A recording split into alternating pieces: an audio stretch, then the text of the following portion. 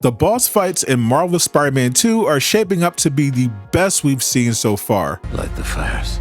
Durag Nation, we are a little over 2 months away from the release of Spider-Man 2, and I keep waking up hoping I learn the ability to travel through time so I can speed this up. So with the next major Spider-Man 2 reveal still a few weeks away, I wanted to take a step back and go over all the boss battles we know about so far to get an idea of the scale of the conflict we can expect this time around compared to what we got in Spider-Man PS4. So if you're also down bad for Marvel Spider-Man 2, hit that like button so YouTube will share this video, but if you aren't satisfied, change it to a dislike. Now, Spider-Man PS4 was a pretty massive game in terms of boss encounters. You had to run through the entire Sinister 6 while dealing with Martin Lee and Sable's enemy factions, plus Kingpin and his goons, as well as side missions that put you up against Hammerhead, Taskmaster, and everyone's favorite, Screwball. And don't forget the toughest enemy of them all, not having any money. Marvel Spider-Man 2, however, looks like it's going to be even crazier than that. So far, we've got just one enemy faction led by the new boss Kraven the Hunter. We haven't seen Kraven fight much so far, but his crew looks like they're going to be pretty tough to deal with between the different warriors, their weapons, and the mechanical creatures. They even have their own Kratos faction. We also saw in the gameplay trailer that Lizard is back. He was one of the old villains Spider-Man fought before the events of Spider-Man PS4, like Mysterio and Sandman, which we found out through backpack tokens. In addition to dealing with